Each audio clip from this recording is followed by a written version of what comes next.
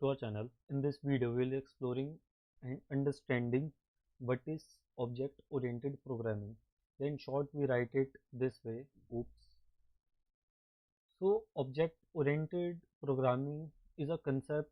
It's not just specific to any one particular language. It it present in every language.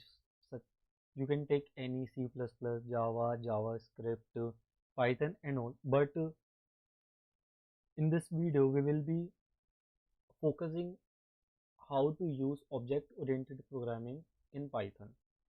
But the core concept is the same. So there will be differences in the syntax, but the core concept is still the same in every programming language. Like the majority of the concept. So, so we will understand first. We need to understand what is object clearly. So object can be an anything which has two things basically which fulfills the two criteria. One, they have features, and secondly, they can perform any action. For example, we can take human, or we can take car, bike, anything like that. Let's take both of the example and we'll explain with it. So first we'll take the example of car. Okay, let me increase its size. Now make a border line to differentiate. Now here we will start writing its features. What are its features? Its features is sunroof, ADAS, ventilated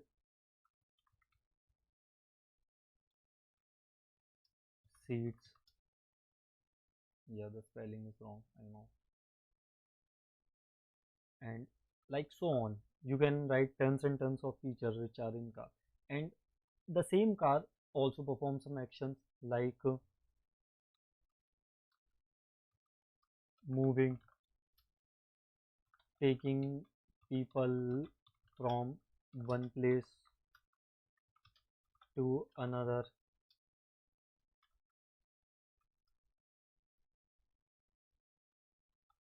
carrying luggage, like, and many more features, uh, actions like this. You can a car and all, like you got an idea, the basic idea you got. Anything can be an object which fulfills the two criteria. First, it has some features, and secondly, it performs some action. And there is the same case with the human. If we take human, now let's say increase its size. Now the same, copy it. See, the features of humans are hair, eyes, nose, ears, legs, and so on. And what are the functions the human does? You think it yourself. I will give you a 2-second break.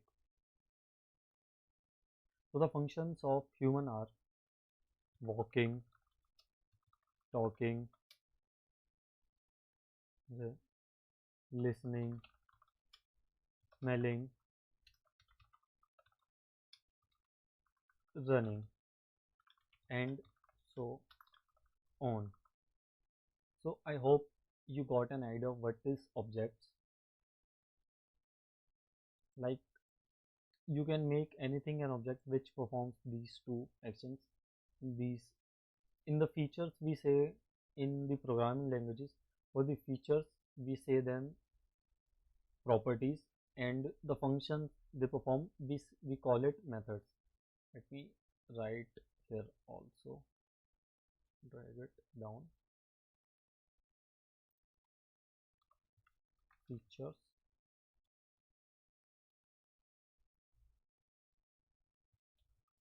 methods.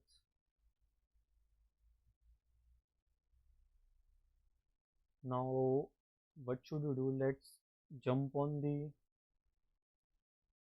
let's say, our VS Code, and we will see how to visualize them in the code. Let me create a index.py file. So object oriented programming refers is basically a programming. So basically, object oriented programming is a way of writing the code. As you all know, there is a very famous what do we say, code? No, we can't say the code, like a term. Yeah, term. There's a very famous term called DRY. Do not repeat yourself. So in programming, we go by this term and this ideology that whatever, we should always focus on the reusable thing. Like, we don't, suppose we want to create a function or method which, let's say, it do the same thing. So like in a file we have written a code, so we have created the function which, let's say, come in the first line. So then we again need that function, then we will be writing again, then we again need that, then again we will be writing that again in our code. So this is not an ideal situation, but we instead, what we should do is that we create a function and we make create it in a way through which we can make it reusable. Like, we think in a broader picture, like, okay, so this is the function, we have to use this and this. So is there anything common? If yes, then we can craft that function in that a way so that it can be reusable and it can be used in different part of the code. So this is the same thing, but object oriented programming is, we make a code reusable by creating class objects. So we create the class by just mentioning this. So here what we are doing is we are creating a class for the human, because what, let's say, we wanted to create human 1. So what we will do, we will here define, okay, age 23, then name John.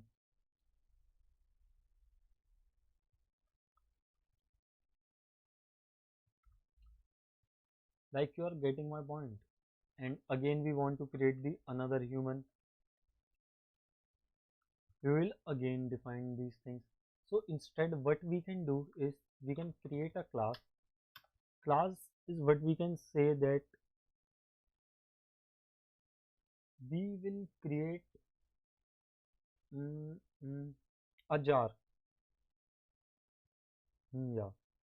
So if we take an example, you seen the bottle? The bottle.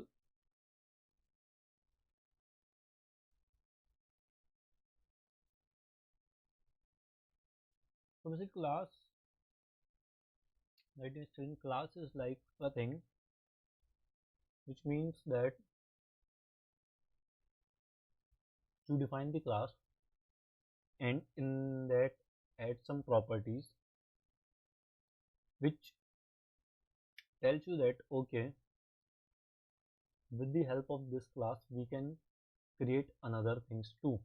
Like, for example, what we say, the human has the same features and some same actions, like the core features and core actions are the same.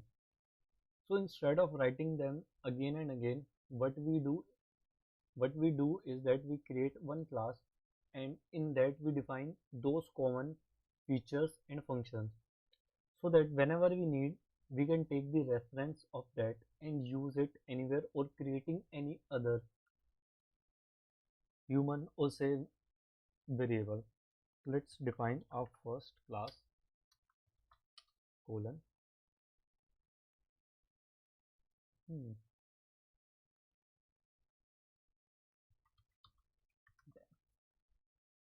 here age, the human as age, not aged, again age 23, name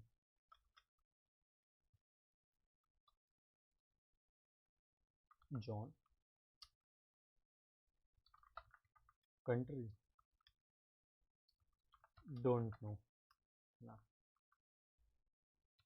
don't know,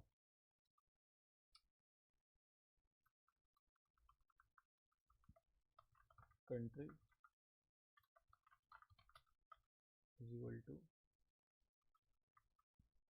country. So suppose I want to make a one human. So instead of defining the all those variables and fields, what we will do is that we will just give a reference of this, that okay, human 1 we want to create this human. For human 1 we want to create the human of this type with these fields, and we can also, as you can see that my auto completion is showing that. What we should do is that let me show you by printing it.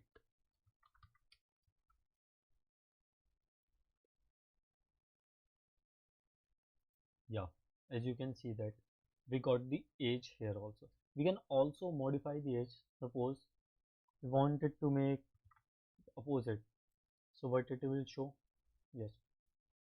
So class by, but here what we are doing is that okay, we are defining the default variables here in the classes. Okay, so we are create, so which means that anyone want to access this can access this with these default values, but on top of that they can customize them also. If they want to change the age, they want to change the name, they want to change the country, they can do that. Now in this, as you can see that these are the features, but here also we can define some features also, sorry, functions or methods. As we already, I have already told you, in the programming language we told them methods. So let's define some method. Yeah, as you can see that this init method is necessary. Basically this method, some methods you call them, but some methods get called by the event triggered. So this is the default method, or basically this comes from the within the Python.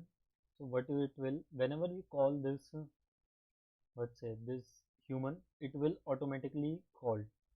Let me show you that to human created. Now if I print this human1.h, you will definitely show this human created. Yeah, you can see. So this function is, this function will definitely called whenever you call this human. Okay, also in this, the best way, I showed you this just for the example, this is not the right way we define the variable, but we do instead is that in the define, in the function init, what we do is that we use this self dot age is equal to 42. Let me remove from here. Basically self function, the self parameter is always necessary, compulsory in the class, because it says that, because to access the value in the class object, the self is necessary. Self can access all the variables and values inside the class object. We will define the name also is equal to John, self dot, yeah, self dot gender, it's a mixed, no, he's a male. Now let me show you again, we will still be able to access the age and all, as you can see that. So now here let me create a function, a method,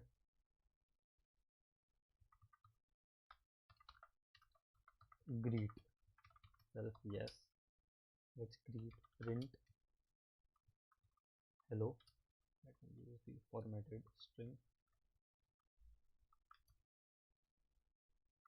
self dot name. Now if we call this dot greet, no, because we haven't called it here. Print, yeah. Hope you understand what is objects and how do we initialize class and what is the purpose of class and why do we use these things in the programming. In the next video we will deep dive in this and or maybe clear more methods to understand it better way. Thanks.